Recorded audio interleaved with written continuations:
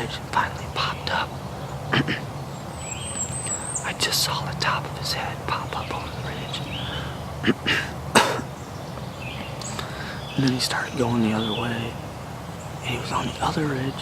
And I just keep calling to him. I keep calling to him. I think he's working his way around. He's like probably 50 yards that way right now. I think he might work around this ridge on top and come down in here. So you ought to see that Montana decoy if he comes around that way.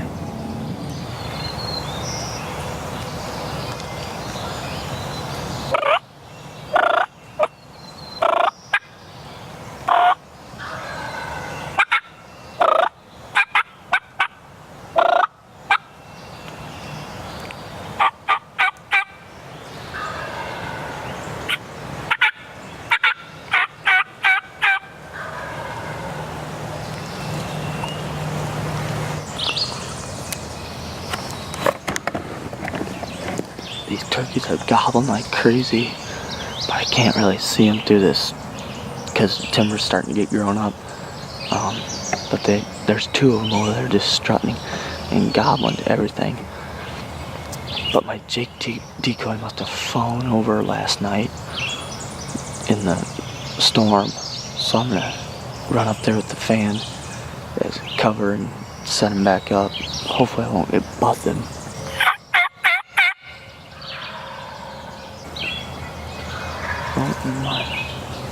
There's a hen like right here. Well, I went after him with the fan. I crawled up here and he was like, as the crow flies from where I'm sitting, he's probably 70 yards that way, just strutting out in this little opening and gobbling. He looked big though when I saw him, but yeah, I got impatient, took the fan and was gonna try and get him to draw over to me, and right when he saw that fan he got all nervous and headed off into the private farther.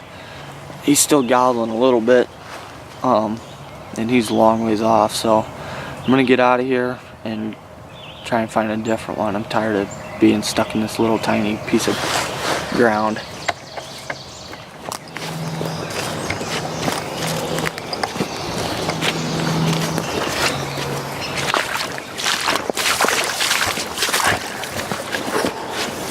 Yeah.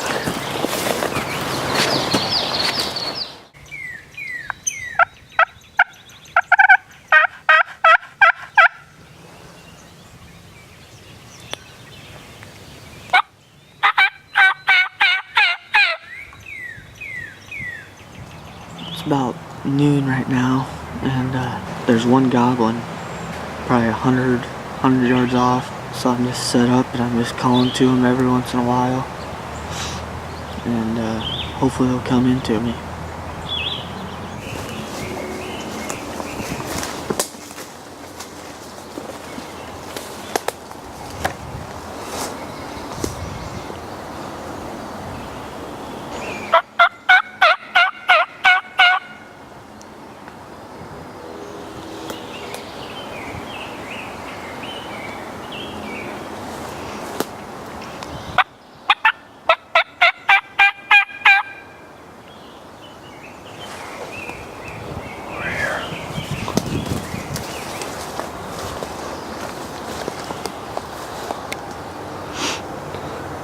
That bird's gobbling right over on the other side of this ridge, and he's answering my calls now.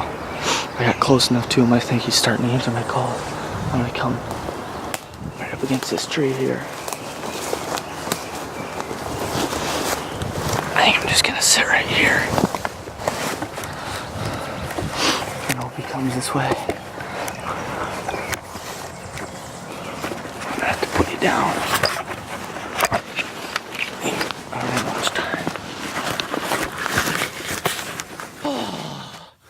That is awesome. Came out at noon. Just sat down. I've been sitting for 2 hours listening to him.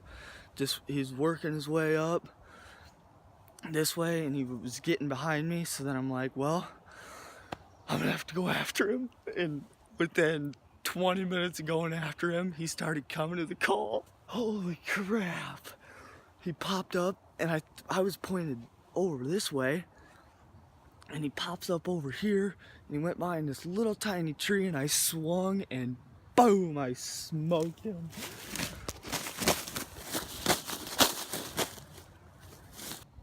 Even when you think they're done gobbling for the day, there's still always a chance. I always think that. I always think it just sucks when they quit gobbling and whatever, but this one was gobbling. Oh, that is awesome. That is awesome. Oh. Yeah.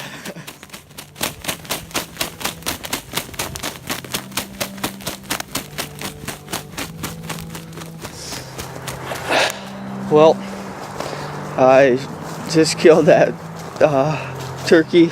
Looked at the video. I tried to set up the video camera, just pointed at me because I didn't have much time, and something went wrong and it quit recording. And my main goal was to get myself one, and that's what I did. So didn't get it on video, but that's not the real important thing right now, I guess. This is my grandpa's gun. He gave it to me this year. I traded him for my 20 gauge. It's a Browning Auto 5 semi-automatic and 12 gauge, and I've wanted a 12 gauge for a while, and so he decided to trade me this one for my 20 gauge, and got to kill big old longbeard with it this spring, so I'm pretty happy. He'll be happy to hear it, I'm sure.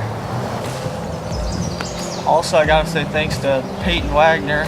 He's the one that came up on these birds, and yesterday we were in here and got close to them, but just couldn't quite close the deal. He was going to Indiana, so he told me to come in here and kill one of these things. So that's why I'm in here, and so thanks to him for letting me do that.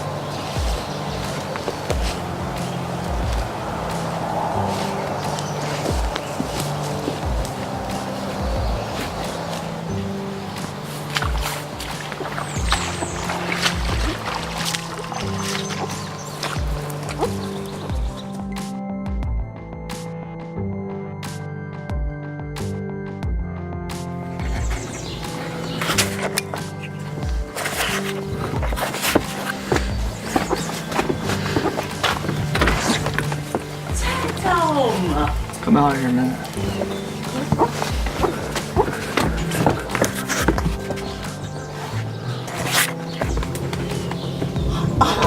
You got one? Yeah. You should. Lucky? What the hell do you mean lucky? What did you do?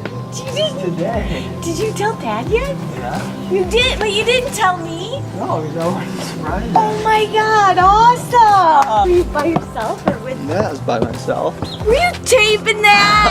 Oh my.